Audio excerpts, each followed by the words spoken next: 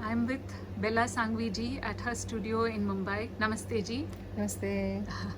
She is a doyen of textiles, known for her craft revival work and has worked across many clusters for 40 years. Today we are here to talk about patolas. So, Thank you very much. It's been a pleasure talking to you even till now. yes. So I'm really looking forward to our interview. Belaa ji, for a South Indian like me, why is the patola so special? Uh, First of all, one needs to understand what is a patola. It's tie and dye at the yarn stage, and then it is woven. So you understand warp and weft, Yes. right? Warp is the vertical, weft is horizontal, right? When the weft has design which is tied and dyed depending on the numbers of colors. So if it is, say for example, 6 colors, then 7 times it is dyed and 6 times it is tied. So first, whatever color that you want, white is tied. Wherever you don't want white, uh, that is, white is where you tie, and whatever is the next color, wherever you want it, that is where you keep that space open. Say for example, normally it's white and after that is yellow. So wherever you want yellow, you will keep that area open, and otherwise it is tied. And it is tied so tight that eventually also the color should not seep in. One of the major problem is seepage in tie and dye. So then you have various colors. Depending on the numbers of colors, it will that many times it is tied and dyed. That is just the weft.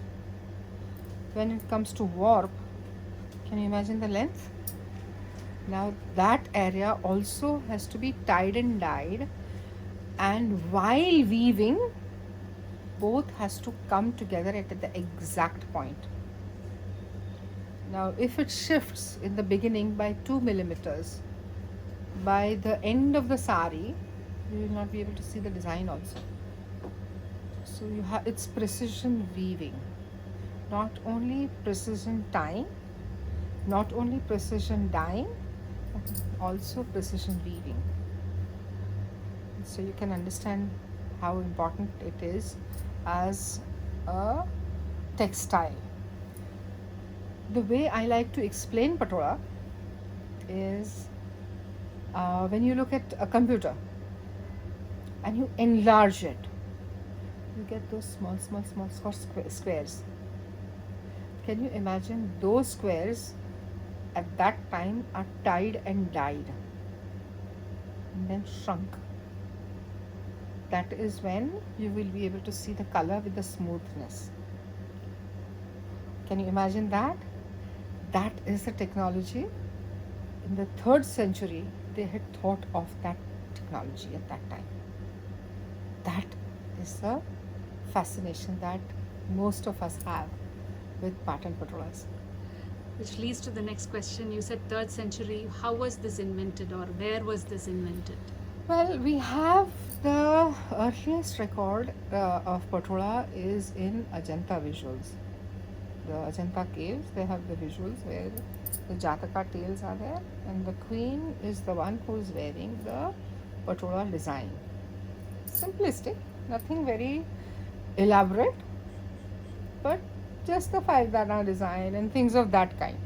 But yet it is identifiably Patola because the painters were very good, and yet you could see that in the Patola you get that slight shaking of the edge, and you can identify that this is a Patola. And that's how one knows that that was a Patola sari. Where is the best patola available in India today? Patan, undoubtedly Patan. Till today, the yarn imported is Chinese. It is hand twisted, and then it is created into patola.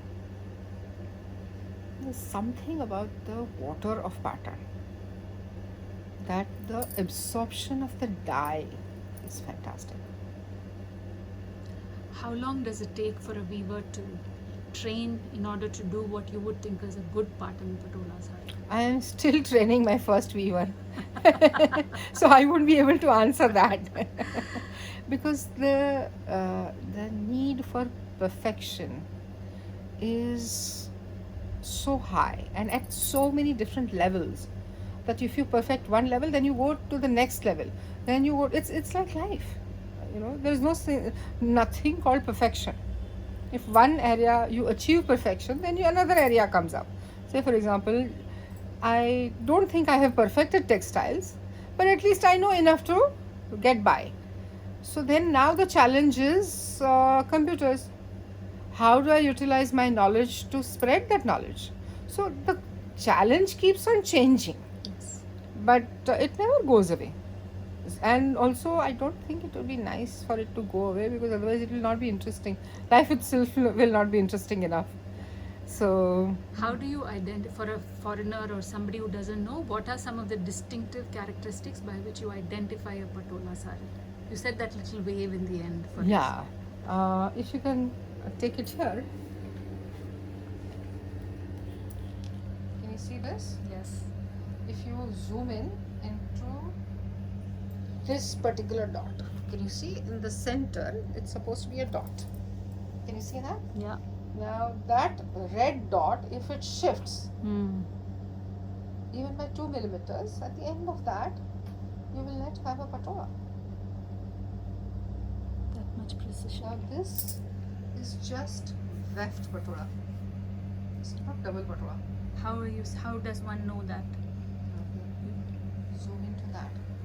Now let's alternate while both. Can you see in this patola? Can you see the white? Yeah. Yeah. How white is white? Yeah. Not too white. Not too white. Go there and see how white is white. Oh my God, that's really white. Yeah. Now come back to this. How green is green? Not too green. Not too green. Go there. Much brighter. Much brighter. That is because here, keep it there. Warp and the weft both are tied and dyed and then woven together. Now, can you see the center with a red dot? Yes. Can you see the precision work? Yeah. Now, if that shifts again by even 1 millimeter, by the end of the sari, you will just have gibberish patola. Look at the elaborate designs on this. The work of this karigar is fantastic. And what is this motif called? It's like in Kanjipuram we have Hamsa. Do these have names? Most of it will have names. This is Manek Chowk. It's based on an area of Gujarat called Manek Chowk. So it is identified by the names of the neighborhoods. No, not necessarily. Depending on what the weaver at that time must have identified. Okay. There is Navratna, and then there is Nari Kunjar, and a lot of other designs are there. So, but can you see the difference between the single and the double? Yes. Especially this is the weft patola, and that is the double patola. Double meaning warp and weft. Warp and weft both are tied and dyed. Okay. Wow. How long approximately will it take to do this? This will take approximately 2 months to create. That will take at least 1.5 years to create. 1.5 years. That Because much. that's precision weaving. So do they take breaks? Why 1.5 years? Just Can you imagine the length of warp? 6 months. That is tied and dyed. So it's a long process. And then weaving is also precision weaving. And no compromises on the selvage. So it has to be precision tying and dyeing. exact calculations, no compromises on that also. The minute you compromise, it's like a small dot in a diamond. The minute you have that small dot, the price will go down. And the larger the dot, the prices will go down and down and further down. It's something similar. The quality of a patola will create the prices. The higher quality higher the quality of patola, the higher the price. In order to be a good patola weaver, then you have to have, I guess, concentration. What are some qualities that the finest weaver? Tying, dyeing, and weaving, all three together, which is extremely difficult for a person to have, all three. So 3 communities don't do all 3 different things. We try to specialize. If somebody is very good in tying, we like to give them the tying work. But there are people who are doing all three also, but then the quality of patola is mediocre. It's only 1 or 2 weavers I know of working for us can do all three, and they are our trainers. And they are training the people below depending on their skill sets. We don't like to struggle. We don't want them to struggle so much with their work that they get stressed. We like to give them whatever they're comfortable in. We like to give them that work so that they enjoy the work rather than, oh, we have to do this work. We don't want to do this work. No. We want them to come to work with a smiling face. For a Gujarati, what does the patola mean? By that I mean, for me, a wedding sari was always so like that. What is the cultural context of a patola for a Gujarati? First of all, for a Gujarati, patola is esteemed textile and extremely high in the priority. Those who can afford it, they will wear it for a wedding. But even those who can't afford it, for the 7th month ceremony, people don't mind borrowing the patola from somebody else, from a family member, which is handed down in the family. But for the 7th month ceremony, they will be wearing only patola, because originally, if you understand, it was done with natural dyes. The moderns which were used is harda, beda, and amla, which is triphala. And that were the moderns. And on top of that, you would get colors with things like haldi, things like alizarin, things like indigo, which anyway are antibiotic. So, as I was explaining to you, what is the mauli that we tie for the puja? That itself is the remaining threads of patola, which are cut out after every weave. You do have some remaining threads. Can you imagine, even in Ayurveda, the charred patola will create a medicine. So it's so highly esteemed for us. We make sure that the patola is not worn during periods, not worn in a particular way, which will not allow others to wear it, because this is normally handed down from generations to generations. So this is highly sacred and highly respected textiles. It's not something, when somebody wears it as a dhoti, I find it very insulting. That you can't treat. I mean, this is a puja sari, and you can't wear it as a dhoti. But to each their own. I do believe that we are losing the cultural context of the textiles, how they need to be utilized, how important they are in terms of our traditions, and why are they relevant. It's not just because it's beautifully done and because the complexity of the patola. No, there is much more to it than just harda, beda, and amla. Which combination, what stage of life you are, which patola to wear, all that was a science. It was not something which you just feel like wearing a red patola today, so red patola today, yellow patola tomorrow. No, there is a system. You know what I'm talking about. That Yeah. there are certain days you wear certain colors. Yes. Now, it is based on that kind of science, but that science is getting forgotten. Do the colors mean something, as you just indicated? Does the green mean a older person, younger person type of something? Not older or younger person, but mainly what are you looking for in life? Say, for example, if you are wanting wealth in your life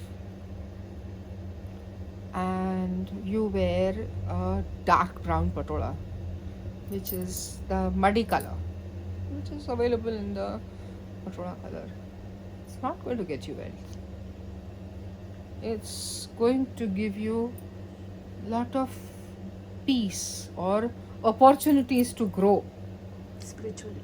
Not only spiritual, any kind of opportunities to grow, but because it's the mud.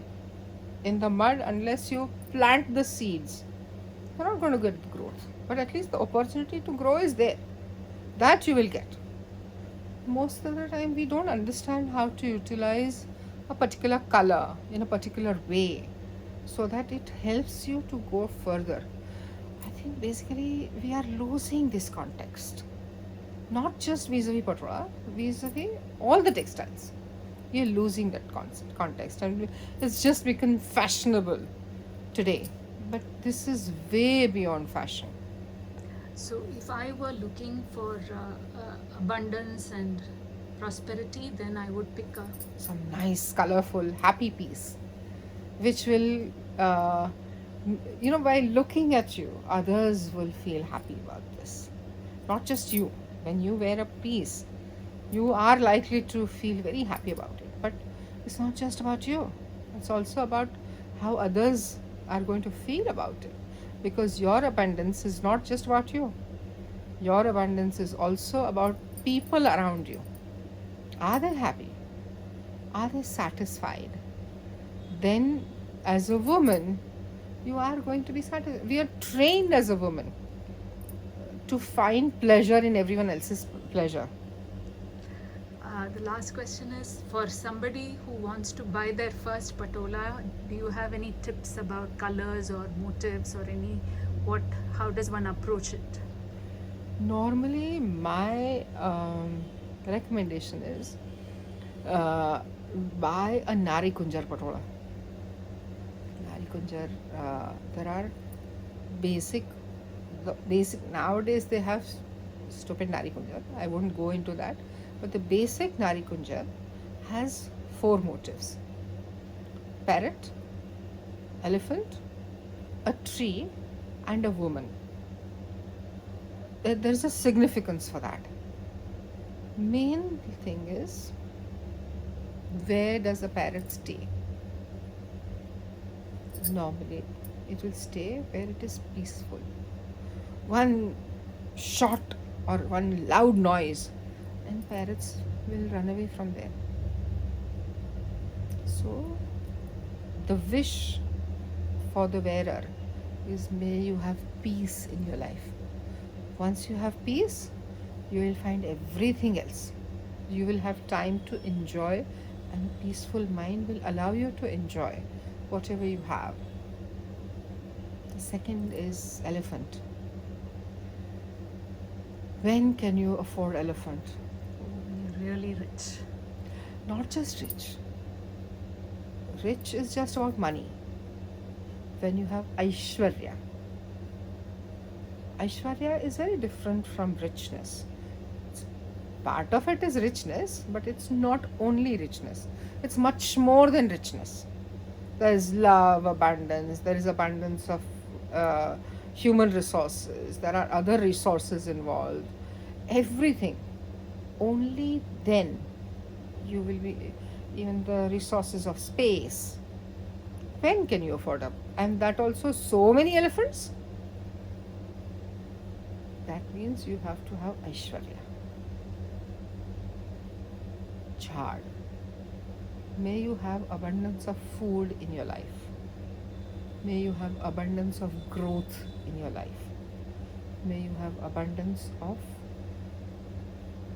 fertility in your life. After all this you have, and if you don't have anybody to share it with, would you enjoy it? We women tend to have our own tribes. When I buy something new, I want to show them that, see, this is what I bought. And when they appreciate that, I get a pleasure. So may you have so many happy women in your life who will be happy with your happiness. May you have your own tribe. That is the wish. We women have a very different way of being happy. So when the first patola, I prefer them to have this patola. Unless their community will not allow them to wear figures and things of that kind, that's a different story. But normally I would recommend Nari Kunjar patola. That design is known as Nari Kunjar. It has a particular way of being, and I love it when somebody understands the depth of Nari Kunjar in terms of color. And I mean, can you imagine a Nari Kunjar in dark blue color? It will take away everything from the patola, but happy colors. Something where they have the clarity, and the weave is fantastic. The nazakat is there. The number of repeats are many. That is when one would like to enjoy that piece. And that piece can go from generations to generations to generations. This is not a Nari Kunjar. Oh no, this is Manik Chok. Mancha. This is not Nari Kunjar. What does this signify? It's basically a chalk where amalgamation of everything happens at the chalk. Whatever you need is available at the chalk. And also there are some communities which will not allow them to wear figures. So say for example Bori community or some communities in Jainism, they will not be wearing figures. So this is something which is allowed by, I mean this anybody can wear. Do you have a Nari Kunjar here? I don't think today I have that. Okay. Thank you so much Most for the welcome. words you have given us and Most the welcome. pearls of wisdom. Most welcome.